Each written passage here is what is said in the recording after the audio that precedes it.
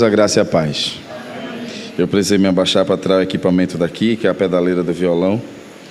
Como eu sou um tanto desastrado, pensei que ia pisar e ia fazer algum barulho aqui. Meus irmãos, mais uma vez, a graça e a paz, é bom estar com vocês. E hoje, para mim, tem um motivo especial, tenho um coração grato por estar aqui com os irmãos, celebrando ao Senhor por sua vitória na cruz, por sua vitória contra a morte, por sua vitória contra o pecado, por Ele ser o herdeiro de Deus, aquele que venceu a morte, por sua graça ter nos redimido. Esse é o verdadeiro sentido e objetivo de estarmos aqui, para cultuarmos a Ele por essas motivações. Mas também eu quero celebrar a Deus pela vida da igreja, pela vida do pastor Diego, do seu conselho. E ele mandou, tanto ele quanto o Fábio, o presbítero Fábio, mandaram uma mensagem para mim durante a semana, me lembrando que é para estar aqui às 18 horas, sendo que o culto começa às 18h30. E aí eu conversando ali com a irmã, ela disse: ele pediu para você chegar cedo para poder fazer parte do jantar, né, do lanchinho. Eu disse: eita, Diego, quer que eu fique no naipe dele, né? Quer que eu fique no mesmo estilo. Mas há um coração grato, meu coração se regozija em poder estar aqui. Eu comuniquei, quando se tornou de fato oficial, no início do mês de outubro, a minha transferência para o presbitério Terra Mater, que é o presbitério no sul da Bahia, na cidade de Porto Seguro. Quando isso se tornou oficial, então eu comuniquei ao reverendo Diego como amigo, pastor, colega de ministério, e conversamos. Ele disse: então vamos marcar um dia para você ir pregar lá em Fragoso, como um momento de despedida seu com a igreja. E eu louvo a Deus por ter feito parte da história desta igreja. Tudo começou com a UPH de Rio Doce, quando a UPH vinha para a casa do diácono Cardoso a cada 15 dias evangelizar todos os sábados. E aí era uma tenda ali na garagem, né? A gente vinha ajudar, a gente era seminarista ainda, tanto eu como Diego. E Diego acabou se empenhando mais. Uma vez eu lembro que ele me chamou para conversar e disse: João, tu tem interesse de continuar no trabalho? E eu disse: Diego, eu sou pastor de adolescentes, eu estou com os adolescentes, com a juventude. Fique em paz, querido, vá. E aí ele se dedicou mais, ficou, era uma vez eu, uma vez ele, mas depois ele disse: fica definitivamente.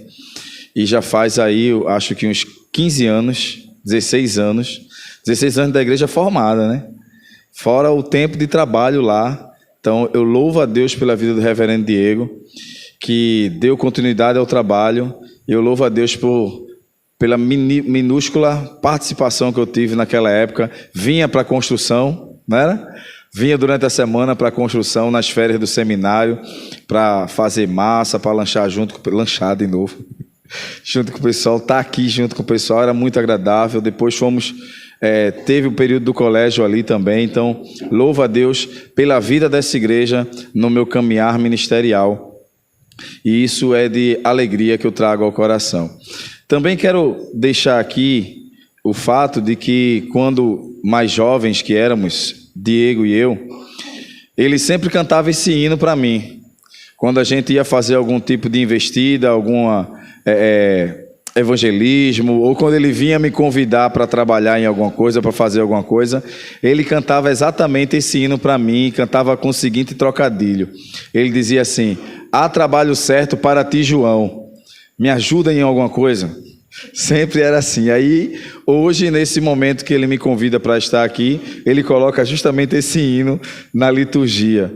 Então louvo a Deus pela vida do reverendo Diego, que está de férias até o dia 30 de novembro e por isso não pôde estar aqui conosco, mas eu louvo a Deus pela vida dele, de Catiane e da pequena Gigi. Que Deus os abençoe em nome de Jesus. Hoje pela manhã eu tive a felicidade de também poder estar na igreja presbiteriana em Abreu Lima, na primeira presbiteriana de Abreu Lima.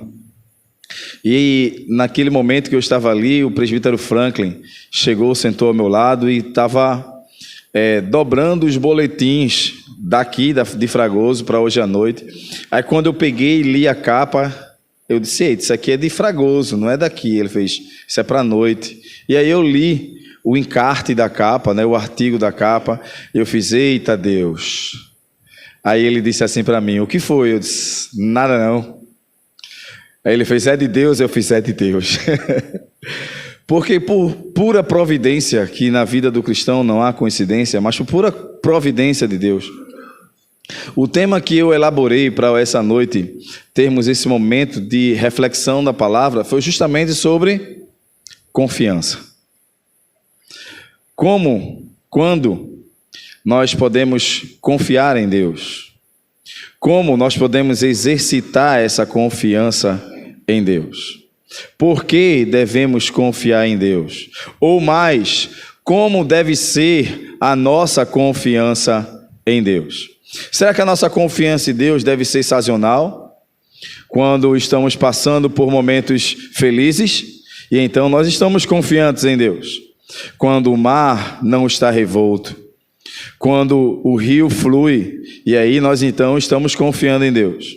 Entretanto, quando as ondas se levantam, quando as circunstâncias não são favoráveis, então a nossa confiança torna-se instável, se abala.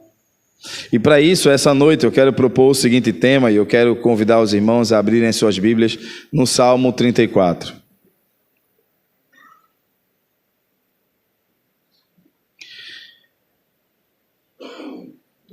Salmo 34 é um salmo de Davi, é o momento que Davi fugia e fingia loucura frente às investidas de Abimeleque. É um salmo que é construído em tipos de acrósticos, ou seja, a estrutura desse salmo, ele inicia do primeiro ao último verso, dentro do seu plano original, né, na língua original, como sendo uma ordem alfabética. Se fôssemos trazer para o português, o primeiro verso começaria com a letra A, o segundo verso com a letra B, e assim sucessivamente. Então, ele tem uma ordem acróstica, isso dentro do poema, da estrutura poética, dentro daquilo que a cultura judaica traz para nós. O Salmo também revela para nós a bondade do Senhor, de como Deus é bom em momentos difíceis. Davi escreve esse salmo falando da bondade de Deus, justamente quando ele passa por momentos de dificuldade. Ele não estava passando por momentos de bonança, ele não estava passando por momentos de tranquilidade. Não existia uma estabilidade emocional ou circunstancial para a vida de Davi. Ao contrário, ele passava por perseguições, por lutas e por dilemas, e ele escreve justamente sobre a bondade de Deus para com os que nele confiam. Por isso, a proposta dessa noite é que o tema para nós seja uma confiança inabalável. Precisamos e devemos ter uma confiança inabalável. Mas antes de entrar no texto propriamente dito, vamos ter uma palavra de oração, rogando ao Senhor que a sua palavra nos conduza a entender a sua vontade, que a sua palavra nos guie e nos faça refletir sobre nossa vida, nossa confiança e sobre a bondade de Deus para conosco e para com a sua igreja. Ó Deus bondoso e eterno, rogo ao Senhor que para a glória do teu santo nome, a tua bondade se estenda mais uma vez sobre nós, a tua mão permaneça nos sustentando e que para a glória do teu santo nome, tudo aquilo que nós vamos refletir essa noite baseado em tua palavra, seja para nós, ó Senhor Deus, um guia para entendermos o que o Senhor quer para nós e nos tornarmos inabaláveis em nossa fé e confiança em ti. Isso eu te rogo no santo nome de Jesus que aqui está. Amém.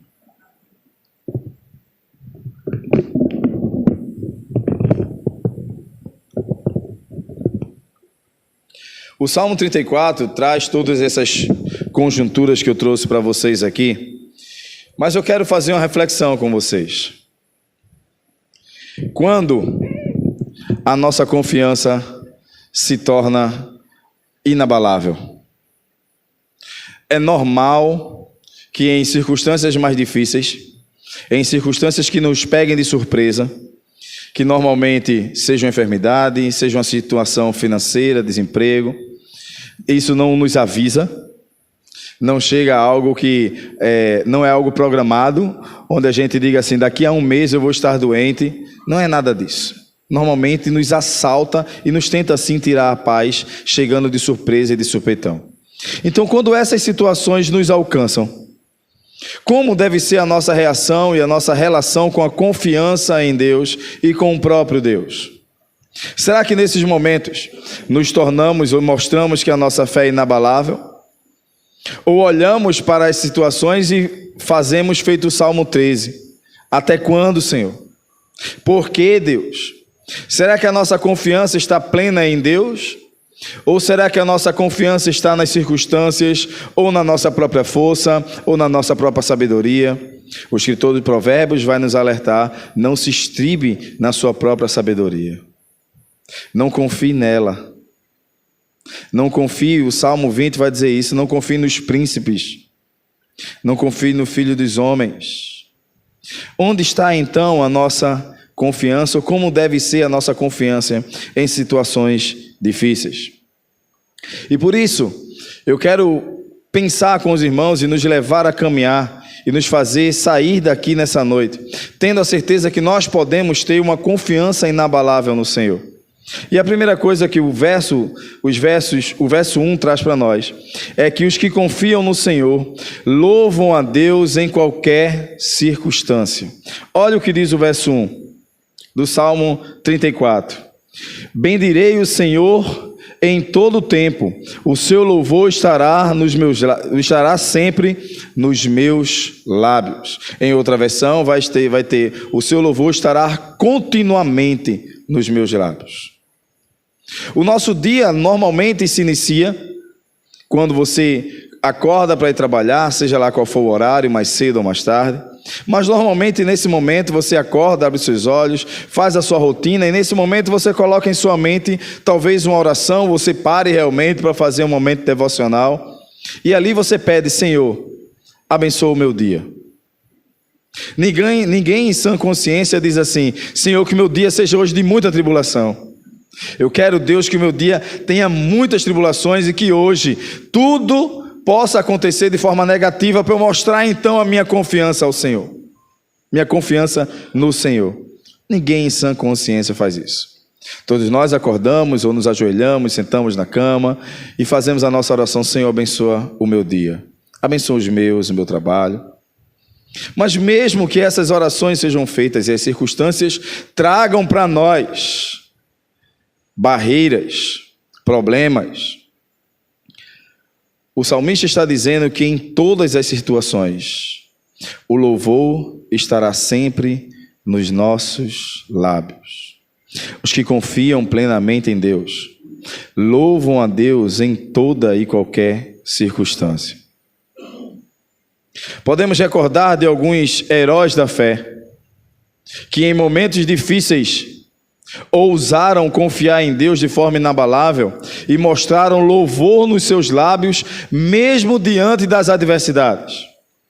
Vamos de início citar Paulo e Silas, que diante da prisão, que diante do opróbrio, envergonhados, chicoteados, apanharam em público, foram levados ao cárcere.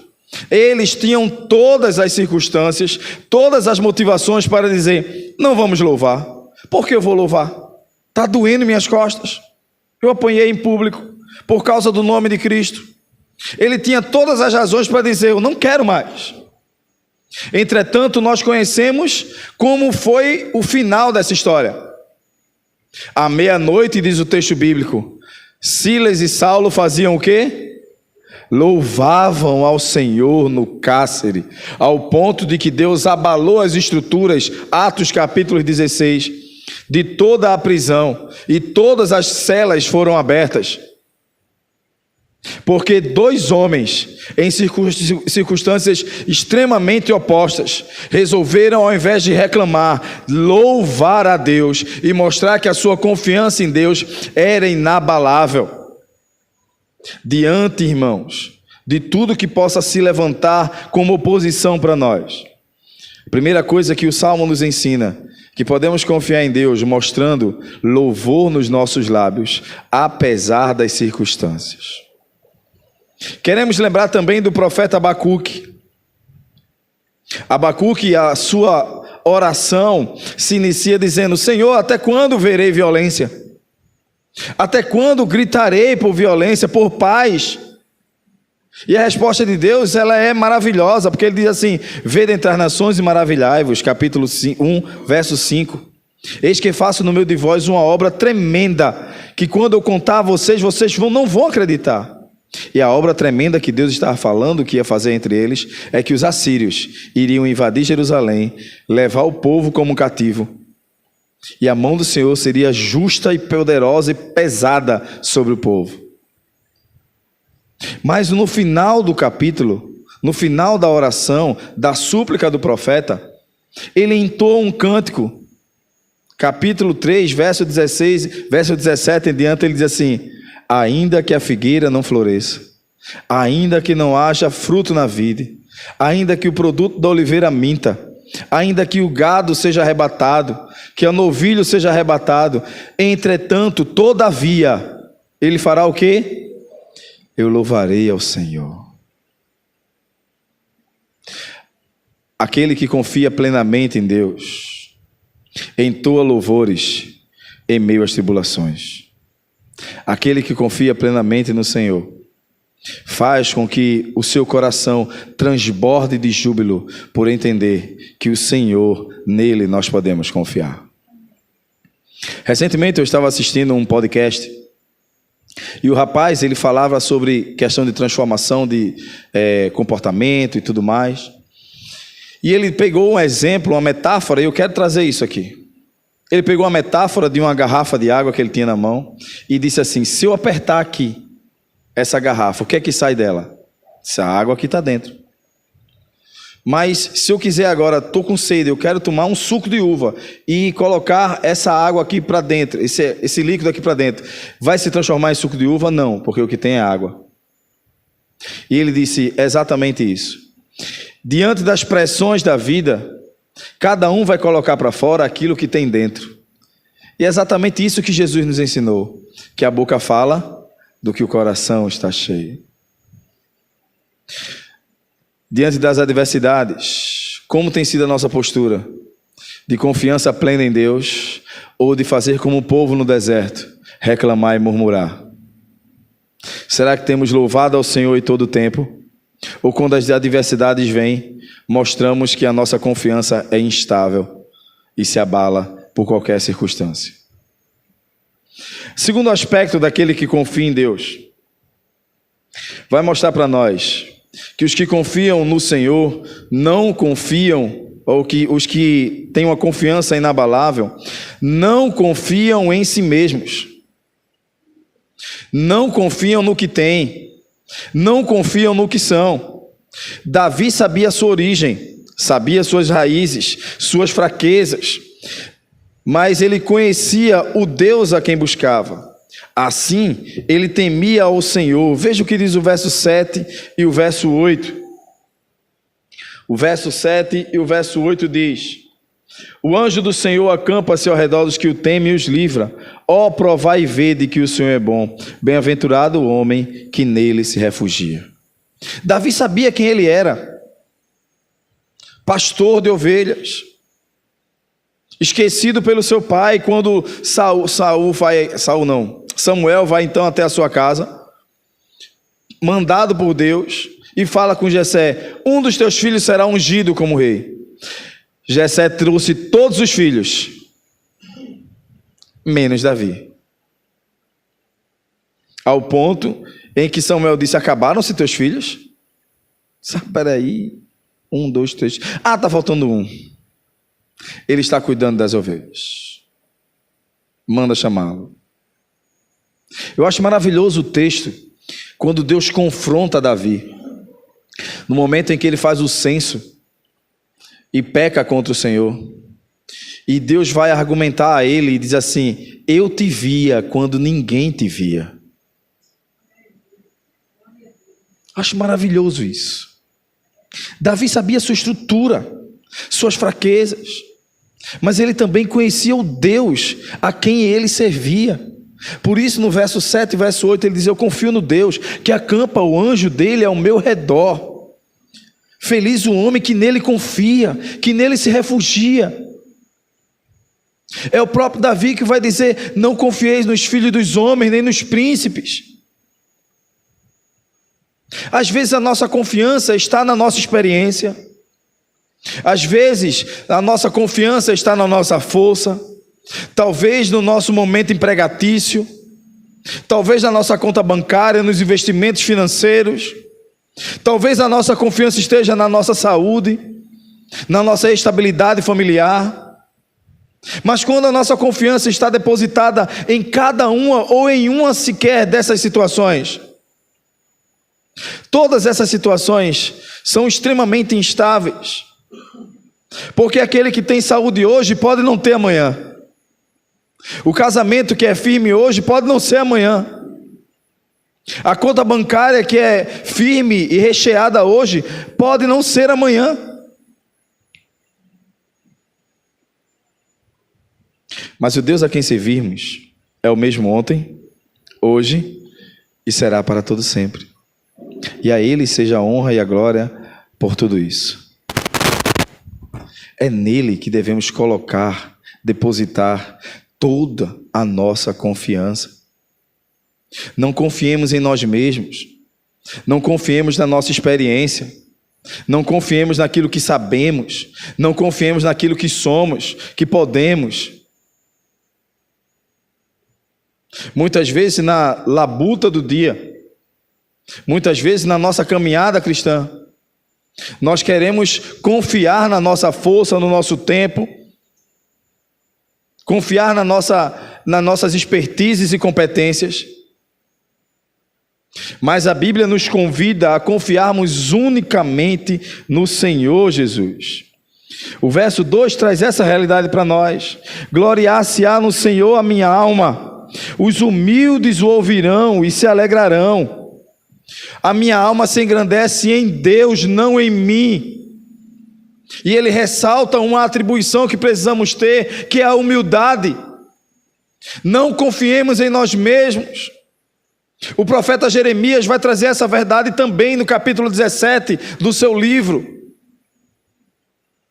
Maldito o homem que confia no homem e faz do braço de carne o seu escudo.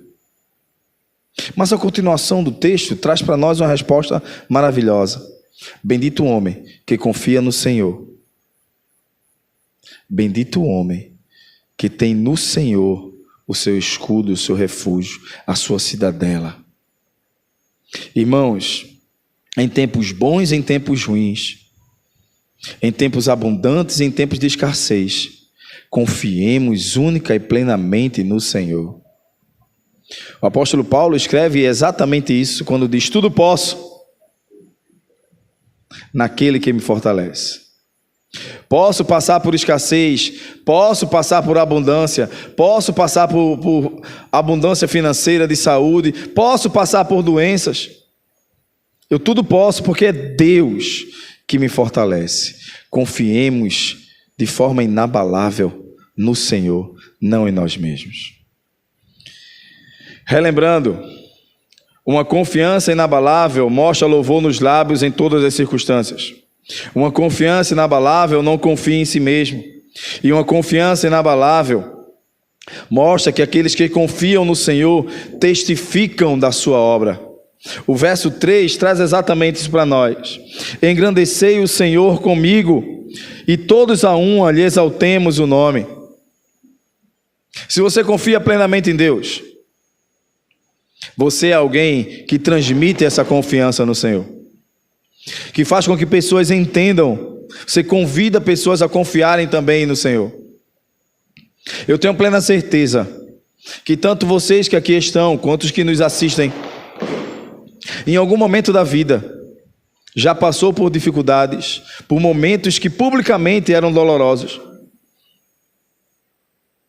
Mas alguém chegou para você e disse: como é que você consegue, em meio a tudo isso que você está vivendo, ainda sorrir? Eu nunca te vi reclamar, eu nunca te vi murmurar. Esse é o momento que você pode recitar esse verso: engrandecer ao Senhor comigo, porque Ele é quem tem feito maravilhas na minha vida. Não é a sua estrutura emocional, não é algo em você, é algo sobrenatural. Eu tenho plena certeza que se eu franqueasse o microfone aqui para alguém, e você fosse trazer uma experiência com Deus nesse sentido, de quando passou por um momento de aperto, de dor, e você mostrou ali confiança em Deus, alguém chegou para você e disse: eu queria ser assim. Esse é o momento de apontar para o céu e dizer assim: somente a graça, somente a Ele a glória. Aqueles que confiam plenamente em Deus testificam daquilo que Deus faz. Não reivindicam para si, não olham para si e dizem: é porque eu sou um cara que fiz uns cursos aí, aprendi com fulano de tal, eu sou uma mente transformada, pego o código. Não, nada disso.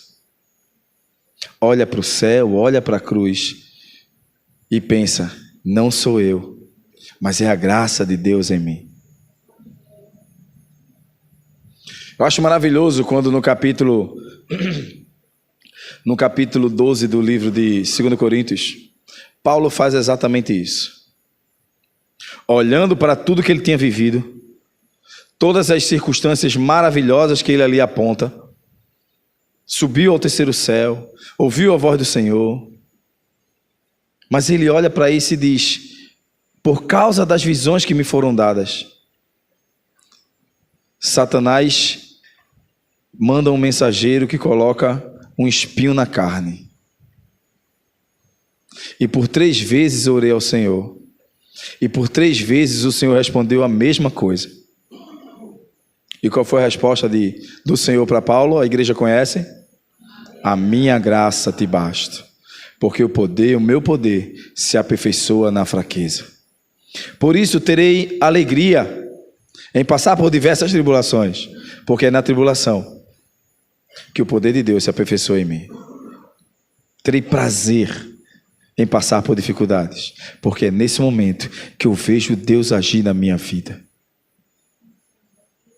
Em dificuldades, em momentos de tribulações, quando se tem confiança plena em Deus, quando sua fé e confiança se mostram inabaláveis, e aqueles que assim o fazem podem dizer: é Deus quem está fazendo, nada é meu, como diz o Salmo 24, se não fora o Senhor, 124, se não fora o Senhor que estivesse ao nosso lado, ora diga Israel, eles tinham passado sobre nós, teriam comido-nos como pão, mas o Senhor é que esteve ao nosso lado. Acabamos de recitar na nossa liturgia o Salmo 23. E quando falamos sobre o Salmo 23, salta-nos aos olhos o verso 1. E qual é o verso 1? O Senhor é meu pastor. Mas esse mesmo pastor que faz com que nada nos falte, esse mesmo pastor que faz com que sejamos guiados a pastos verdejantes, guia-nos às veredas da justiça por amor do seu nome, é o mesmo Senhor que não nos permite, aliás, que nos permite passar pelo vale da sombra da morte. Eu acho esse momento maravilhoso no Salmo, porque lembramos da mesa farta, da bondade, da misericórdia, mas o texto está dizendo que mesmo que isso tudo venha sobre nós, vão ter dias difíceis, vão ter vales de sombra da morte. Paulo, escrevendo aos Efésios, diz que preparem-se para o dia mau, estejam prontos para o dia mau. E é nesse momento que no Salmo 23, que diz que ainda que eu passe pelo vale da sombra da morte, não temerei mal algum, porque eu sou forte e corajoso. Não é assim? Porque eu sou inabalável, porque eu sou presbiteriano. A falta do medo, ou a ausência do medo, dá-se por causa da presença do Senhor, por causa da graça do Senhor que se faz presente. O teu bordão e o teu cajado me consolam. É por causa disso, Senhor, que eu posso passar por dificuldades e engrandecer o teu nome, porque o Senhor está comigo. Um quarto aspecto daqueles que confiam no Senhor plenamente é que aqueles que confiam no Senhor, eles descansam nele. Descansar em Deus não é algo tão fácil. Não é algo tão fácil. Vejamos aqui aqueles que já tiveram parentes, talvez filhos, ou alguém muito achegado, e você precisou passar a noite com essa pessoa no hospital. Você vai para o hospital já sabendo que não vai descansar. Você já sabe que vai ficar ali um bom tempo acordado, cuidando e velando daquela pessoa. Conta-se a história de uma criança, aliás, de um homem de negócios, que morria de medo de viajar de avião. Todas as viagens que ele fazia ou de trem ou de carro. Mais uma vez ele precisou viajar para um lugar bastante distante, e por isso ele precisava ir de avião, porque ele tinha tempo para ganhar. E ele senta no avião, quando senta na poltrona, ele senta trêmulo, preocupado, mas quando olha ao lado da criança, ao lado dele tinha uma criança sentada jogando ali no celular, tranquilíssima. E ele olha para a criança e diz assim: você não está assustado? Como toda criança que está jogando no celular, super concentrada, nem responde. Menino, você não está preocupado? O avião vai decolar. Você já viajou muito de avião? Aí o menino disse: eu não me preocupo. Quem está pilotando é o meu pai. Confiamos em tantas coisas e às vezes não descansamos o que deveríamos descansar de fato em Deus. Olhando para os heróis da fé, podemos olhar para Sadraque, Mesaque e Abdenego, que diante da oposição de Nabucodonosor, diante da imposição de Nabucodonosor, de terem que se prostrar diante da estátua do rei, eles dizem: fica sabendo, ó rei. Aliás, não diante da estátua, mas diante do cântico, era da estátua mesmo. Diante do cântico, do tocar dos instrumentos, eles não se prostram, ele diz: fica sabendo, ó rei, se o Senhor quiser me livrar, ele nos livrará, mas nós não nos prostraremos diante da tua estátua. Descansar em Deus é saber que se o Senhor quiser me livrar, ele me livrará. É confiar de que a soberania do Senhor continua regendo todas as coisas. É saber de que todas as coisas contribuem para o bem daqueles que esperam no Senhor. Quando descansamos no Senhor, Ele providencia tudo o que precisamos, tudo quanto necessário. O verso 9 é equivalente ao que diz Mateus, capítulo 6, verso 33, assim também como o Salmo 84, verso 11, e Romanos 8, 28. Veja o que diz o verso 9 do texto que nós estamos lendo. Temei o Senhor, vós os seus santos, pois nada faltam ao que o temem. Nada falta aos que o temem. Aqueles que descansam em Deus podem viver aquilo que o Senhor Jesus disse: buscai o reino de Deus e a sua justiça, e de vez em quando eu vou prover para vocês. E o quê? E todas as outras coisas vos serão acrescentadas. Eu gostei da ministração que o irmão trouxe aqui sobre o Salmo, quando o professor dele dizia assim: vai cair na prova tudo, tudo é tudo. Da mesma forma, quando Deus diz que nada faltará, nada é nada. E o comentarista vai trazer exatamente isso para nós, de que esse texto, verso 9, é muito equivalente ao que vai dizer Mateus 6,33, olhai para os lírios do campo, olhai para os pássaros. Enquanto os pássaros não têm trabalho para si, não semeiam, não colhem, não ajuntam os celeiros, mas o Senhor os alimenta. E aí ele termina aquele momento olhando para os discípulos e perguntando: se Deus alimenta ao pássaro, ao pardal, que não vale um cetil, não tinha valor comercial. Quanto mais a vós outros, homens de pouca fé. Buscai o Senhor, não temam, descansem, esperem. Descansar em Deus não é fácil, de fato não é fácil, irmão, mas é uma atribuição de fé. De fé. Eu lembro quando eu era discipulado, eu tinha acho que uns 17 para 18 anos, eu fazia discipulado na igreja de Rio Doce. E o presbítero me levou para fazer uma visita. A mulher a quem ele nos levou para visitar era um grupo de adolescentes e jovens. A mulher que ele levou para visitar era uma senhora que tinha diabetes. E por conta da diabetes, ela já tinha amputado parte da perna e já estava debilitada da visão, já não via muita coisa. E era já cadeirante, dificuldades motoras. Mas quando a gente chegou na casa daquela senhora, eles, cada um prepare um versículo, cada um prepare um texto. A gente não sabe como está o coração dessa mulher, a sua fé. A gente foi lá ministrar a palavra para ela. Éramos 5 jovens. Os 5 saíram dizendo: meu Deus, a minha fé é muito fraca.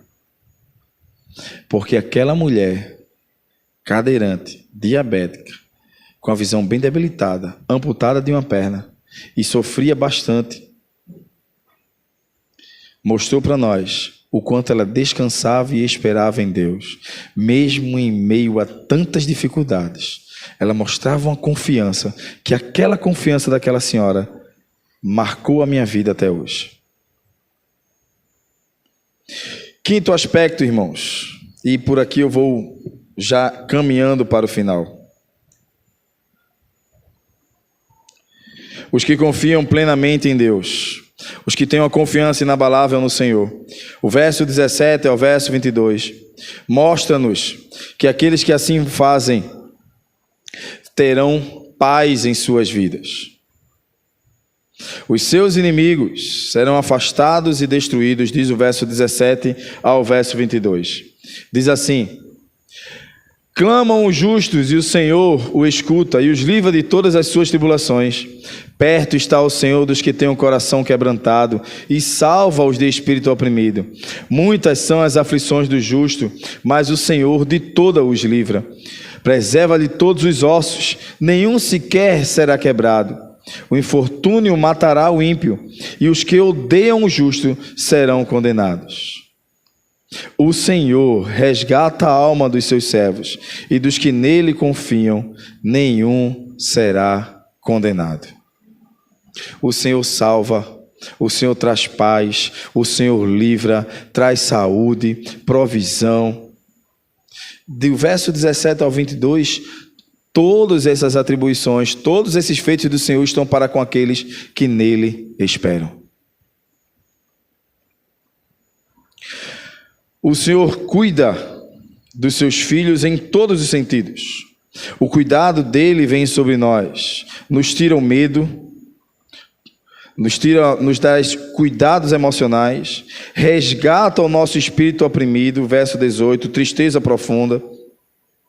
No verso 19, o termo livra significa ter grande cuidado. Deus cuida. Deus cuida, e é interessante que o termo aqui aplicado traz para nós a ideia de como uma mãe cuida do seu filho.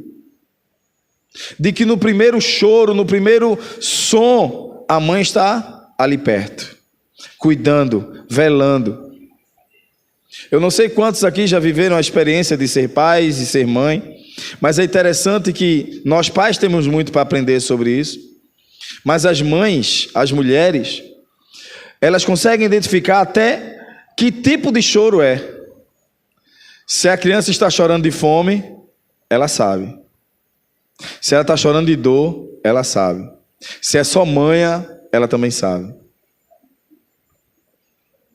E é esse tipo de cuidado que o termo bíblico traz aqui para nós, de que Deus conhece e cuida dos seus.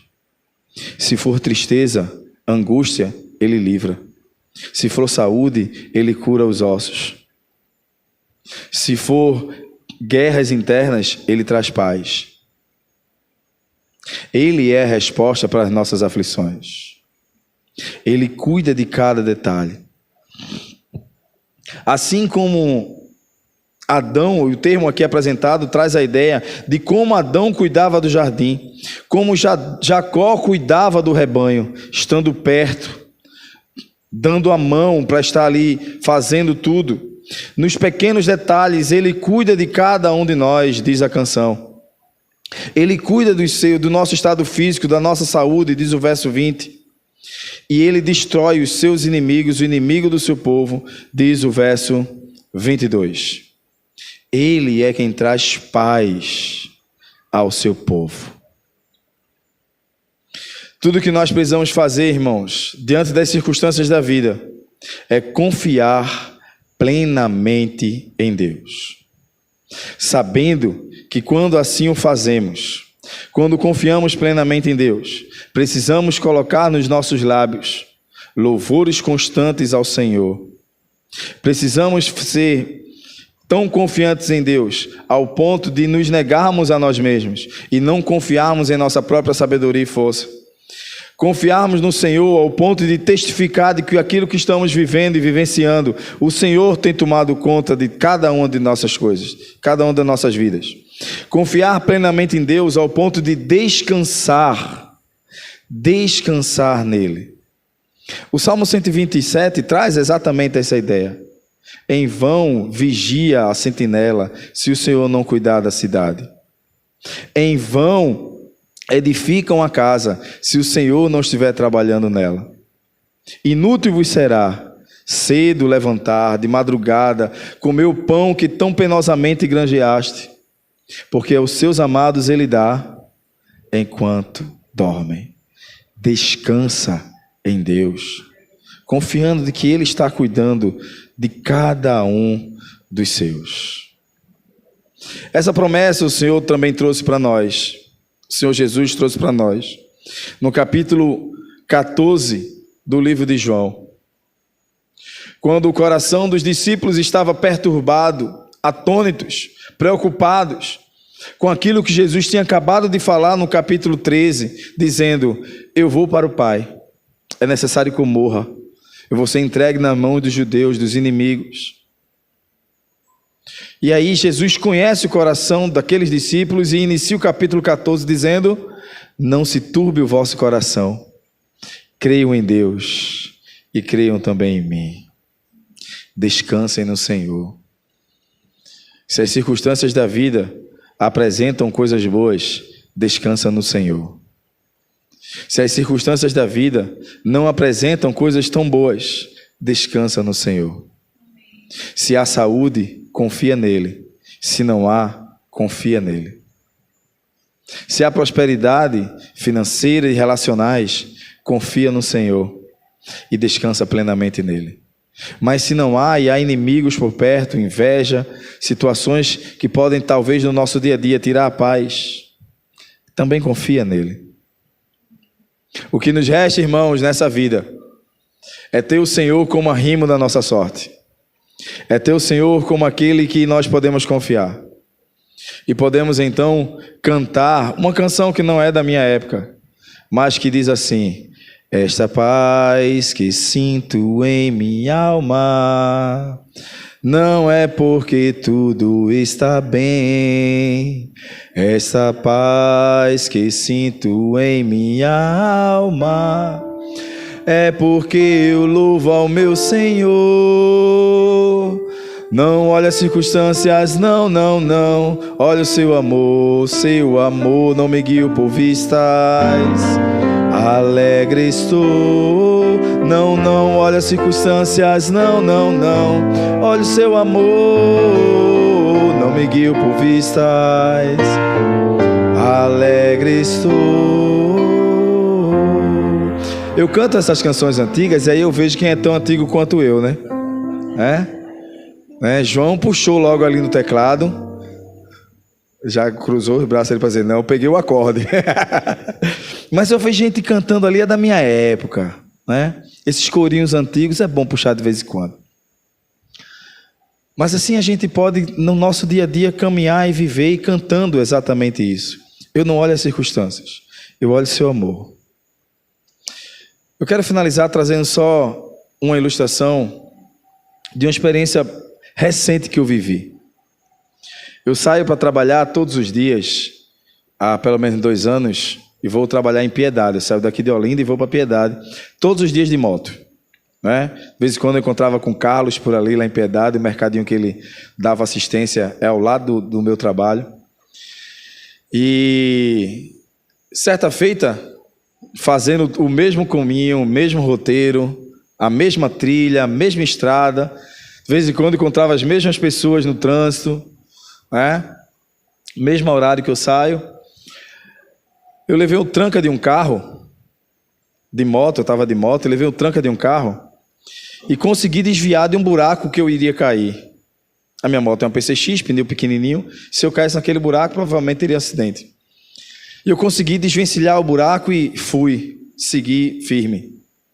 E na hora eu pensei assim comigo, na hora, eu disse, ainda bem que eu conheço esse caminho e sei cada detalhe, eu sabia que ali tinha um buraco e consegui desviar. Em frações de segundo, na mesma hora o Espírito Santo ministra ao meu coração dizendo assim, da mesma forma que você conhece o caminho até o seu trabalho, eu conheço o caminho que eu estou lhe guiando. Eu sei até onde eu quero lhe levar. Eu já estou lá. É maravilhoso perceber como Deus prepara cada detalhe. E o como nós podemos descansar, irmãos, na sua graça, provisão e poder. Às vezes não é fácil. Às vezes há buracos no caminho, há pedras no caminho. Mas quando confiamos plenamente em Deus, vão ter pedras, vão ter buracos, mas vai ter a sua presença dizendo, eu conheço o caminho. Confiemos em Deus, irmãos, ao ponto que a nossa confiança seja inabalável. Louvemos a Ele em todo o tempo e saibamos que Ele tem colocado seus anjos à nossa proteção e Ele tem provado o quanto Ele é bom para com aqueles que nele confiam. Deus assim nos abençoe e que para a glória do seu santo nome possamos a cada dia fortalecer a nossa fé nele, sabendo que no Senhor o nosso trabalho não é vão. Deus nos abençoe em nome de Jesus. Vamos orar? Ó Deus, eu te louvo. Eu te louvo, Senhor Deus, por essa igreja. Eu te louvo, Senhor Deus, por esse trabalho, por cada crente daqui, por cada líder daqui, pelo pastor e seu conselho, pela ajuda diaconal. E eu te rogo que a tua mão continue sobre cada servo teu aqui para a glória do teu santo nome. Que o Senhor guie, reverendo Diego, com sabedoria, com graça, com força, com poder. Continua dando a ele, Senhor Deus, todo o vigor para que ele, por mais tempo, possa levar essa igreja e conduzir essa igreja para o caminho que o Senhor tem para essa igreja. Que cada crente aqui, Senhor Deus, possa honrar ao Senhor, te amar cada vez mais. Que cada crente aqui, Senhor Deus, tenha a sua vida no altar para a glória do teu nome. Ó Deus, eu te louvo e eu te peço um muito obrigado, Deus, por ter me colocado nessa igreja por todo esse tempo. Abençoa-nos, leva-nos, ó Deus, em paz aos nossos lares, dá-nos uma semana na tua presença e nos faz, ó Senhor Deus, cada dia mais confiantes e de forma inabalável no Senhor. Faz isso em nós e para a glória do teu santo nome, em nome de Jesus. Amém. Recebi a bênção, irmãos. Que a graça do Senhor Jesus, o amor de Deus, o Pai, a comunhão, a consolação e o poder do Espírito Santo seja sobre essa igreja de Fragoso, seja sobre o reverendo Diego, seja sobre sua família, sobre cada crente aqui. Dá-nos, ó Deus, a confiança inabalável em Ti. Que o Teu Espírito age em nosso viver para o louvor da Tua glória. Isso no nome de Jesus. Amém.